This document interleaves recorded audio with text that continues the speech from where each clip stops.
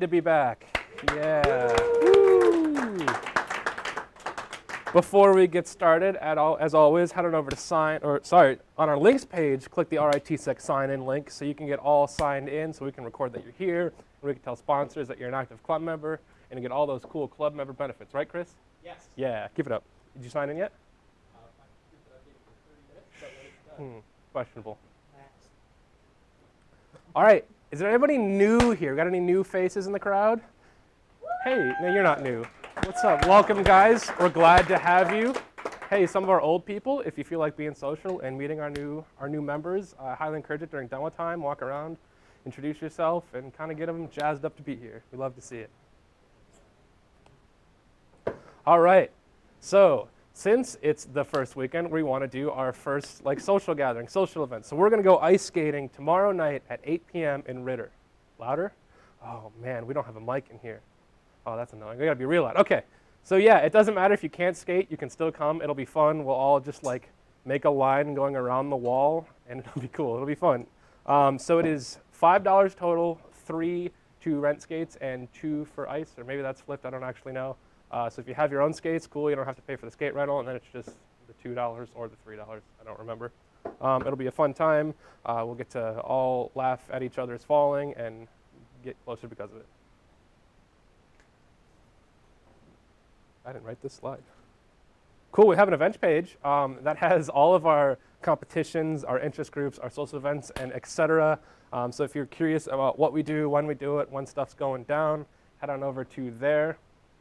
I don't know why we have to put HTML, but whatever. It probably still works if you don't. Web is weird. Yeah, some cool stuff you got going on this semester. ISTS, who's hyped, IRSec, a bunch of social events, other things that I can't think of right now. Resumes, submit your resume. I hope all of you spent all of break polishing your resume, building it up. Yeah, I know you didn't. But as soon as you do, career fair is going to come up faster than you think. So we want to give your resumes to our sponsors. So if you have a couple minutes in the next couple days, update your resume, make sure it's all shiny and pretty and accurate, and then submit it to resume.ritsec.club. There's also a link on the links page. That way we can spread it amongst our wonderful sponsors and get cool stuff and get you guys jobs. All right, ISTS white team signups. If you're interested in white teaming ISTS, that means you're around that weekend. You want to be around to help kind of be like a runner, walking around, answering team questions, relaying stuff to the black team, just kind of generally be a presence. We might have to move computers and such. There might be some physical labor. You'll get food and stuff. It'll be cool. It's a great experience if you did not get a chance to blue team, if you missed that sign up. It's still a great way to be around the competition. You still get to go talk to the sponsors. You get to see people from other schools and see a lot of cool cyber going on. So I highly recommend it. What? You do learn a lot. Research presentations. If you're interested in giving a research presentation, because I'm sure all of you worked on cool projects over break, right? Yeah. Yeah, so if you want to present on literally anything that is mildly related to security or computers, or even sometimes not, head on over to our links page and click present and get you signed up to give a cool presentation. If you don't have a lanyard, you'll get one and you can be part of the cool club. I'd like to give a huge shout out to our sponsors. We love them. These are out of order. I want to thank them for all that we do. Got a couple new ones from this semester. Got a couple old friends from last semester. And it's all good things. Hugh's running. That's a bad sign. What do we do? There's oh, cool. Love to see it. If you're not following us on social media, you should. It's popping. We're trying to get all of them Instagram followers. Adriana posts some cool stuff sometimes. Others just like bad pictures of me, but some people want to see that, so follow us. All right, we got our standard disclaimer. Everything we do here is educational. We want you to take the stuff, the knowledge that you learned, and go be bad people. As always, be good, not bad. And now, without further ado, we got our current Red Team chief, John Bauer, coming to give us an introduction to red teaming. Woo! What up, Chief? Oh, thank you. All right, this is going to be like a kind of a longer one. We kind of stuffed 2 of them together. It's going to be a general overview of what red teaming is compared to pen testing, because we already did that. And I'm going to kind of get into tips for tool development, because that's kind of what a lot of it is, at least around here. So different types of offensive security. We got pen testing, red teaming, and vulnerability assessment. And you guys can read. Red teaming is going to be different everywhere. Everywhere you look it up, it's going to be different. But the major difference is kind of pen testing is you kind of find as many vulnerabilities as you can, as many ways in as many different systems. You show the flaws. You write a report on how you found it, what you did, so people can fix it. Red teaming is more trying not to get locked out of systems, getting into the systems, kind of doing more adversary emulation. So you're trying to be the bad guy here. Pen testing you are, but some of the times it's more just finding the vulnerabilities. Red teaming, in my opinion, is more acting as an adversary. What would an actual adversary do if you were attacking the company network? And then you write reports on ways you couldn't get in and some of the good stuff that the company did.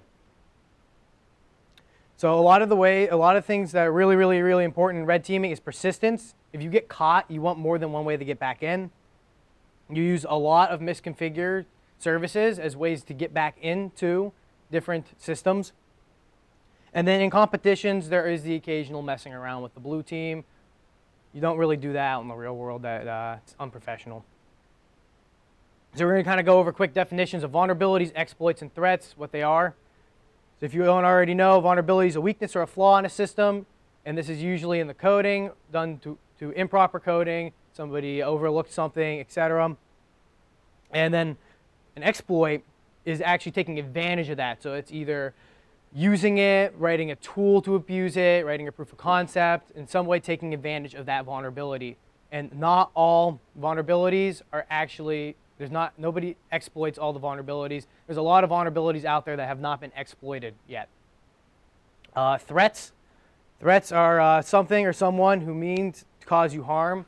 You have a goal. In this case, since we're going to be the red teamers, we are the threat. What is our goal? Since we're professionals, our goal is to not exfiltrate the data from the network, but show that we can get that data and show that we have access to it. An actual adversary or an attacker would say their goal would be to get the data, get the credit card numbers, get money, etc. So I kind of want to go over the attack lifecycle because this is kind of a general outline of what you would do red teaming. It's similar to pen testing. So what you do is you get your initial recon. Once you have a good idea of how you get in there, you compromise the system. You're able to establish your foothold by compromising that system. Then once you're in, you want to try to get highest privileges possible, whether that be root or local system or whatever operating system you're attacking. Maybe it's an IoT device, usually running Linux. You got your internal recon. There's going to be a lot more boxes usually in a company's network or anybody's network that you can't see from the open internet. So now you have to do more recon in there. And then you move up, you move across the whole entire network. It's the moving laterally. And then the persistence is the hardest part. It's gathering another way to get back into the network, even though, say, they found your initial way in. So say you got in with SMB v1. They found out that you used SMB v1 to get in there. They turn it off. Now you need another way in because your initial access is gone. And then you exfiltrate your data once you're in, and then you erase everything and hide. So MITRE also has the attack matrix, which is really, really good for different means of persistence, attacking. It's really good for laying out all the different types of ways that attackers will use to either get into the systems, compromise it, have persistence. And this is kind of just an overarching list of all the persistent techniques. It kind of goes over that life cycle and then some. So these slides will be posted so you can review this. This is just for a comprehensive list of everything. All right, so now I'm going to move into red teaming in general, and then also some more competition red teaming, because that's what would be most useful for you guys, and you can practice it and then use it in the real world. So red teaming techniques that we really focus on in competition is our initial access, our deployment. We usually have access to the boxes on most of our competitions already as a red team. So this will allow us to kind of just focus more on getting the malware or the persistence out to every machine and give the blue teams a lot to find. And that goes on with persistence. The biggest challenges are normally cred access in high privileged accounts, but we already have that. And then data collection. In the real world, it's whatever your goal is, whatever the company wants you to do. In our competitions, it's more passwords and just having access to any data that you guys do or Blue Teamer would do on the machine. So we really don't have to worry about privilege escalation, lateral movement, or exfiltration of data, except passwords, in competition environment. So this is kind of go through what a competition would be like or what a red teamer would do. So you have to know your objective, and then you have to know the topology of the environment, what versions of machines are what versions are on the network. Sometimes we're working with the latest version of Windows. Well, maybe old Windows malware doesn't work with that anymore. So we have to know that kind of stuff and test a lot with the deployment. So always test your software on the environment as well as your own machine. One of the competitions, one of the UBs, I tried to deploy my stuff. Worked just fine on my machine. Crashed a couple times on the actual competition machine. So you really have to do some testing on not just your own device. Talk to the gray and white team and black teams. They are really good with knowing the environment because they set it up. So if you have any questions, it's always better to ask than just guess. Organize your team. For in general in the real world, and here we do an organizational kind of setup. We have a leader. Everyone has their own role. You either do some Windows stuff, some both stuff. Everyone has a focus on the team. And you want to communicate with each other. And you got to get your stuff done, because that's the only way the team will work is if everyone does their stuff. So deployment, you already know all the IPs. You already know the creds. You know the OSs. So sometimes you just have to focus on getting it out fast. We don't like staying up till 6 in the morning. Nobody likes to do that, except some people. But it's not fun staying up till 6 in the morning, so it's about getting it done fast. Some competitions don't actually allow you to do that in the real world. Sometimes you have to deploy really fast because you can get caught. So it's all about speed sometimes. All right, so here's some tools for deploying stuff. Deployment is very interesting. It can go really well or really bad sometimes. So Ansible is really good. If you don't know what Ansible is, it's very stable, very easy to use, but it's really slow. And sometimes if there's a slow network connection, it's a pain because it doesn't actually deploy successfully sometimes. So you have to do it in groups, in small groupings. Metasploit, you can use Metasploit to deploy. I've never done it. It's not very great in my opinion. I try to avoid Metasploit because it's all pre-written and it doesn't really teach you much, but some people really like it. I'm not a fan personally. I'm not really sure what Fabric is, but I know it's Pythonic and it's fast, and people use it for Linux mostly. Detcord is something that our red team wrote, and it's really good for deploying to Linux really easily. It uses a lot of SSH to kind of just blast out programs and install them. And then there's the manual installing with SSH, Bash, psexec, WMI, remote desktop, manually deploying stuff. This is really tedious, and you really want to try to avoid it unless you're especially trying to attack one system. Persistence. So persistence is all about getting back in. I know I'm talking about persistence a lot, but it's really the key to red teaming is being able to get back into people's boxes and being able to not lose a foothold. Because someone will always find a way to get rid of you, whether that be firewall rules, or they'll find your program and delete it, or they'll suspend it, or they'll stop it. You really want to have as many ways as possible as a red teamer to get back into the system. So I'm going to kind of go over some methods of persistence now. So we have the standard listen shell. It's called a bind shell. So think of SSH with no password. So this is kind of just like either a program you write or a netcat listener or any kind of service that just has a misconfiguration. And I'm going to say services with misconfigurations a lot. It's just a service that, say like SSH, you have, and I'll go over it more later, like you have no passwords enabled on SSH, or like anonymous FTP. This allows you to just connect right to the system and run commands. So this is what like a bind shell is. You connect to it and then you send it commands. Then we have reverse shells, beacons, and callbacks. This is when you have the server and and I'll be showing a topology. It might make more sense then. The clients will send like a beacon per se, or like a heartbeat saying like, hey, I'm still here, like this program's still running, or like a ping like, hey, I'm like still here, or a web request saying like, hey, this website, like I'm still here, which is like the curl evil domain down here. That'll make a curl request, and if it's a shell script, it'll download the shell script and run it in Bash. So all that kind of stuff. So say we have, for example, this evil domain. If you have like a Bash script that says like echo hello world, it'll run it in Bash, and then it'll say hello world on the system every time it runs. So you can put that in a cron job or something. There's kind of a basic topology, like really, really basic. I made this in a couple minutes of like beaconing things. So you got your blue team computers down here and all that, or the open internet with people's computers, and they send back to these C2 servers. It's a command and control server, and then from there, say they just go to this basic one, it'll go back up to the team server. And the team server is something that red teams normally have in place to control all the command and control servers. So this is the way the blue team's computers don't actually have to talk to our main infrastructure. Our malware can say, hey, talk to this C2 or this C2 or this C2. And then the C2s will either talk to each other and send it back up to the team server, or they'll just send the one C2 and back up to the team server. And this way, if blue teams say firewall off an IP address, they will still have access to, it as a red team, and we have another way back in.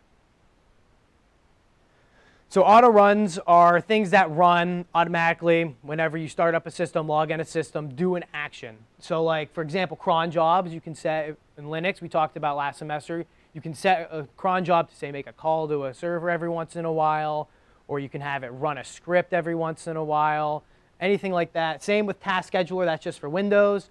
Bash RC profile, and like the profiles are whenever a user logs in Windows, there's a bunch of registry stuff.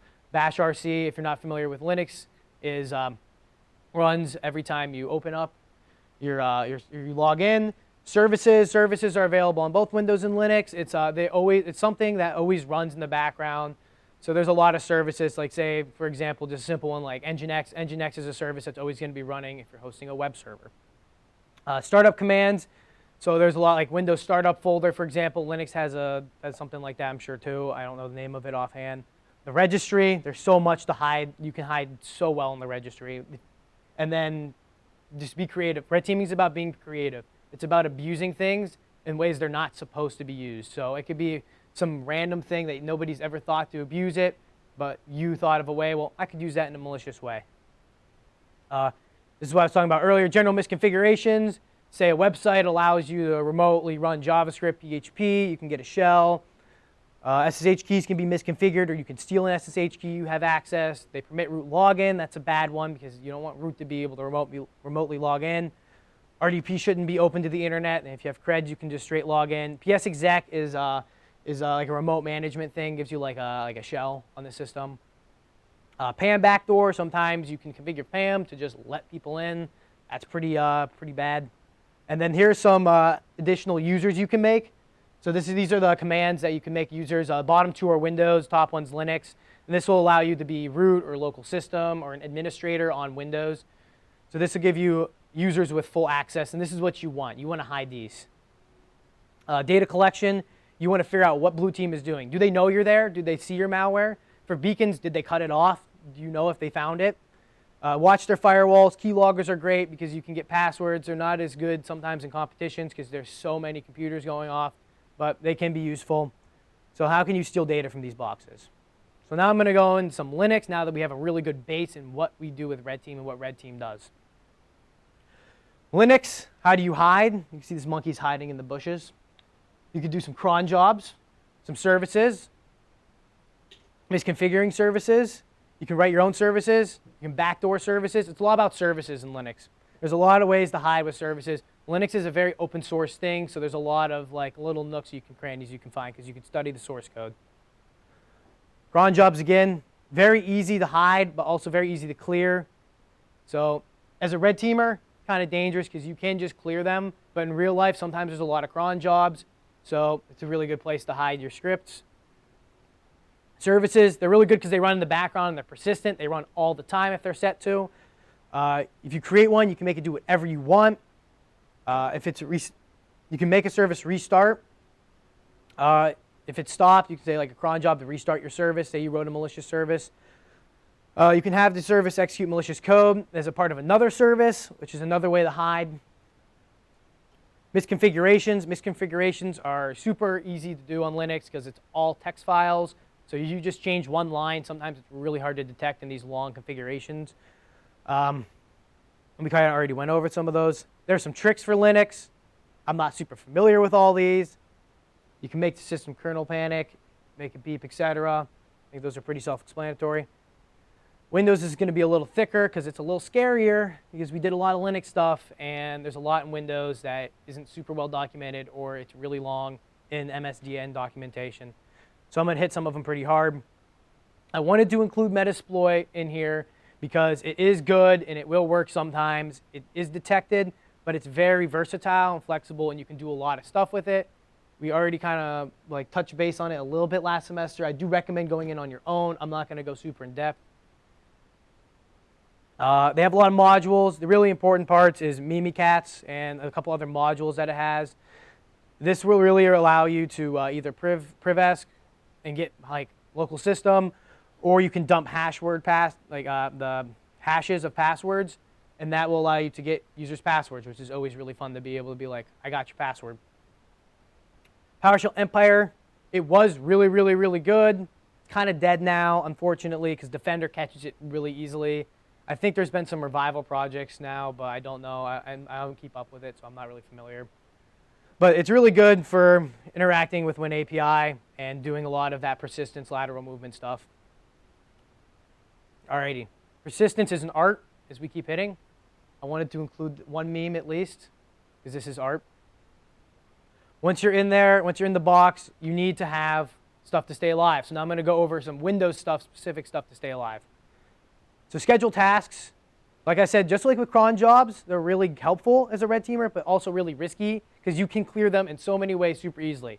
Like this will clear all your scheduled tasks, and they're pretty much gone as a blue teamer. So this is dangerous for red teamers because now all your persistence is gone. So we're going to do some other stuff. So there's SMB. There's a lot of SMB vulnerabilities, as you guys already know. It's dangerous. Sometimes you need it in the real world in competition. Sometimes you might need it because it might be a scored service. So as a red teamer, it would be fun to do some stuff with it, but there's already a lot of pre-made stuff of it. PS exec, it's loud. It's very easily detectable. It's very useful, though. I've used PS exec to get back into systems, even though they've blocked out RDP and everything else. NetUse is for file sharing. I have not really touched too much with it, but you can set up your own file shares, and you can host stuff on Windows systems, which is another sneaky way you can abuse stuff. And then SMB exec is like a sneakier PS exec, so it's not as easy to catch, and then you have a remote shell in the box. Now, I know everyone's favorite thing is the registry. The registry is a beautiful, beautiful place because everyone is very scared of it, and this is where you can hide all your stuff. So those auto run things, the auto startup, you can have these. These are all different versions of it. So they got the current user logged in is these upper two. These are user level. This is local machine. And then we kind of went over this a bit last time I did a Windows talk. And then this is at a system level. So these all run when certain users or systems are logged in. System always logs in whenever you log in. Whenever a user logs in for Windows, it's a different session within that like local system like user LAM. So like if you want a certain user, have stuff happen when a certain user comes in, and this is like executing scripts, running EXEs, making calls. That can all be done for that with a user. These are kind of more of a system level. So they'll always run whenever either the system turns on or when, say, any user logs in. So more about the registry. You got app init DLLs. So this loads whenever a DLL is loaded at all in Windows. And DLLs, if you don't know, are dynamic linking libraries. And Windows uses that as a base foundation for pretty much all their stuff. So this runs all the time, and it can be really helpful to really have persistence in Windows. They are required to be signed, but as you see, there are a couple ways to turn that off or just to let it have unsigned DLLs. You can get a cert and sign it, but that's kind of a pain and expensive, so it's easier to just turn it off. You can hijack default firewall rules and make certain firewall rules be persistent and stay. So say you always want a port to be allowed open. You can do that with the registry, and that's pretty neat. It's pretty hard to detect. All these long names, I'm sure not everybody knows all the time, even especially new people. But as a red teamer, you can take advantage of that. You can capture creds. There is actual legit reasons for creds to be sent through plain text over Windows in user land. I don't know why. It does do it, though, and you can capture creds and send them back to your team server. Services in Windows are nightmare if you write them in C++. In C# they're a little better, but so every service in Windows is written with, or is SCM, Server Control Manager, kind of manages all of that, and they're run with either local system or local service or as a user or as net service account, and these all have different permissions.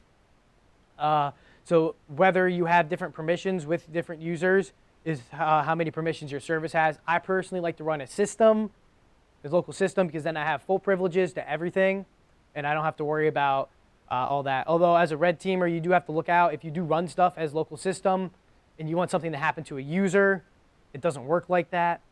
So you either make a system affecting change or you don't make it, or you make a change not at all, because if you want to say I'm logged in and we have the system logged in because the system's always logged in, if you make a change using this local system service, it's not going to affect me unless it affects the whole system. Oh, another thing with registries before I forgot. Most of these require either a reboot if it's a user level, or if it's a user level, it requires you log out of that user, or if it's a system level change, you have to reboot the system. So this can be very noticeable if your system's just randomly rebooting. If you have to reboot a blue teamer's system in the middle of competition, they might know what's going on.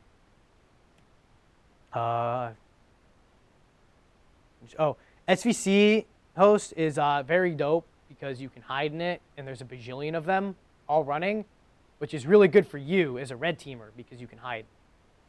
Abusing services, you can change what a service runs as, what user it runs as. So say you want a service to be promoted to local system, you can actually change that and make it run as local system. You want to change what binary it's running. This is very dangerous because you can break some stuff, because if you break, a lot of local system stuff's running because it's the core services in Windows, and if you change that, it could cause your system to crash, which would not be good. You don't want, as a red teamer, you want to share the box. You don't want to break the box completely, except during the last hour or so. Sometimes we burn it down. So you can always write your own service, which is very, very fun. C++ is better. All right, it is better in my opinion. You have direct access to the Win API, which is what Windows uses to do pretty much everything. With C#, you do have access to the Win API, but it's abstracted above a layer of protection. And to get direct access to the Win API, you have to do some stuff. It's not impossible at all. I like writing C++ better. That is why I say it's better. It's not actually better. C# is better for some things. Like you can run PowerShell directly with C#. Can't do that with C++ that I know of. Kind of annoying. It is hard to hide from Process Explorer, though. Everything running will show up here. It will show up here, I promise. So this is a problem for red teamers because now you can't just have malware.exe. You can hide from Service Manager. You can hide from a ton of stuff, but you cannot hide from this thing. You cannot hide from the Process Manager or in Task Manager. You cannot hide from it. So you have to figure out a way to disguise it, make it look all cool. So as you see, I'm running John like I'm running services. We can promote that. We can make it different. A lot of them are running as local system. We usually want our service to run as local system to make blue teamers think that it's actually supposed to be there. Group policy is fun. You can spread joy with group policy. We love group policy. All right? Group policy is great. So what you can do with group policy is it's really good for managing systems as like in the real world. And as a blue teamer, you want to push out firewall rules. You want to not allow stuff. It's great. But what we can do is downgrade services. We can enable that registry key that opens RDP up. We can, because RDP is controlled by a registry key. We can enable SMBV1, so now we have another way back in. We can just exploit it. You can push out scheduled tasks to everything. Golden tickets are Kerberos, and we'll be probably going over that more during the Advanced Windows Week. This presentation was already pretty thick, so I did not want to add more to it. We set registry keys anywhere, which is great. So now we can pull down scripts and everything, which is awesome. Oh, and you can use it locally. You can use, if it's not connected to the domain or it's not, Windows isn't joined to the domain, you can do all this stuff with group policy on a local machine. And what that allows you to do is, I remember we did in Windows, in the Windows challenges, there was something in the group policy that stopped you from like running CMD or something. You can stop people from looking at the registry. You can stop people from opening the registry. You can stop people from opening programs. You can blacklist programs. You can stop any shell access from a blue teamer. You gotta be careful though, because then you're blocking your own shell access, so you better have another way in. So there's so many group policies. You gotta like look through the documentation. It's extensive. All right, so some last miscellaneous stuff are backdoors, backdoor shortcuts. So like a little shortcut on the desktop. It says Chrome, it's not Chrome. It runs a thing and then opens Chrome. That's funny. That's a little low level thing. Sticky keys backdoor is great. If you don't know what sticky keys is, you hit shift 5 times, a little CMD can pop up. All you gotta do is replace the executable. So that's pretty simple. Still really good for you. You gotta be careful though, because a blue teamer could use it to get access back into their own box if you took it away from them. You can extract all the hashes, which give you access to a lot of information that blue teamers normally don't want you to have. Alrighty, so now that I kind of info dumped all that on you guys, some tool dev tips. Because what was the purpose of all this? So we understand the systems a little better, and we understand how persistent works. We have different ways to persist, and now we can write tools to do stuff. So now what? We want to use all this stuff against blue team. Now that we know all this. How can we use this against blue team? So my biggest recommendations for developing a tool, and I'm sure Troy's got some stuff for you guys later, is to pick an OS that you want to work on. Don't bounce around a bunch. Pick one OS to start with. You want to learn these kind of like this way of thinking. It's a different way of thinking. Got to be creative. So say I picked Windows, as it was very clear that there was a lot more Windows in there. And Windows is a bit more spooky, in my opinion. Yeah, brainstorm ideas, talk to other people.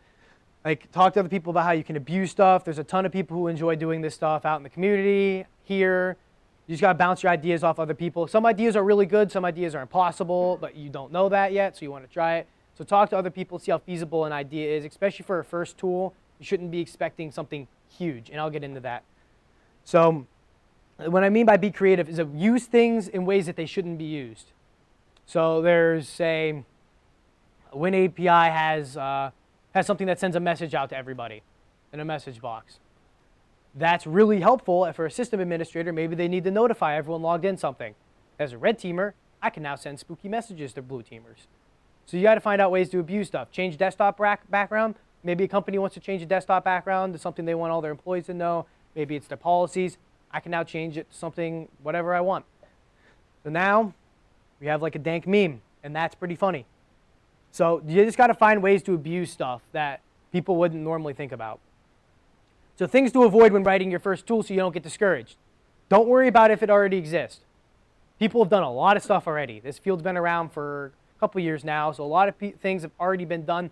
Don't let that discourage you from rewriting it in your own way to fit your own needs or to just learn it. Some people don't like reading source code. Some people learn better from actually coding instead of reading source code. So this can be really helpful as a new red teamer if you actually write your own tool, even if it already exists.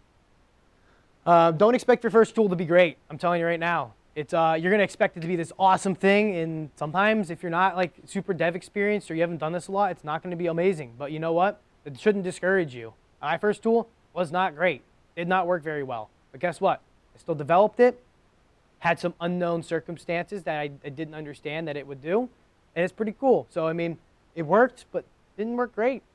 The first tool probably won't come out amazing, like I said, but this is something you just got to practice and practice and practice. These systems are complicated. The more you look into stuff, the more you'll be able to actually analyze how the systems work, and the more you'll be able to take advantage of them. Anyone got any questions? It was a lot of information. What are we doing on time? Oh, pretty good. What's up? Yeah, I believe Troy's going to be dumping a lot. Is that answering that question? Oh, you got a question? Yeah, that's next. That's next. Just wait 1 second. Just 1 second. Shameless plug here in a second, but so we have a resources page. I'm going to start to try to add a lot more stuff to it. My biggest recommendation for getting started on your first tool is just kind of poke around documentation on Windows and man pages on Linux, and kind of like play with how systems work. Like try to just do something that you wouldn't expect, or pick a project, a small project, like a keylogger, for example. You know what you want to do with that. You need to capture keystrokes. There's documentation on Windows and Linux on how to do, in a lot of languages that'll teach you how to actually do that. So you make that. Say you make your keylogger, and you got to take it to the next level. So you make a tool, you make it to the next level. Say I want to make a reverse shell with Netcat. So I set that up. I set a program up to talk to it. And then boom, I have that. But then what do I do with it? You just got to take it to the next level then. Try to think of something to take it to the next level. And if you have any questions on more resources, I definitely can get back to you. I'm going to be posting a couple on our resources page soon. I've just been very busy this week organizing a bunch of stuff, so I haven't had the time to do much. This presentation will be uploaded in Workplace, right, Owen? And on the wiki, in our wiki, Ian? No? No, we don't do that. Never mind. We don't do that. It's going to be on our Workplace. And this presentation is recorded. What? In the education group. And this will be on our Twitch, and I'm going to be uploading it to YouTube shortly. And then we'll have it on YouTube too. Any other questions? All right, I'm a shameless plug now. So if you are not a freshman and you've participated in any blue teaming competitions, with that being 3 blue team competitions, and that is for the reason, not if you're not experienced enough with coding or anything, that is because we want you to get the feel of how a competition runs, what it's like to actually cut someone's services off, what it's like to brutally terrorize someone's operating system. If you're interested in red teaming, go to this link on the link thing and fill out the form. We'll be having an informational meeting at 7 on Tuesday, I believe is the time I'm sticking for. And that's going to be more of what our red team does, what we would expect out of you as a red teamer if you're interested in red teaming, and how much time, dedication, and everything that we do and what it would take to become a part of our red team. So if you're interested in that, fill out the form. I'll add you to a group. We're going to have a meeting. We're going to talk about it. And then we'll keep you updated that way. Anyone have any questions about this? Awesome. Thank you, guys. Appreciate it.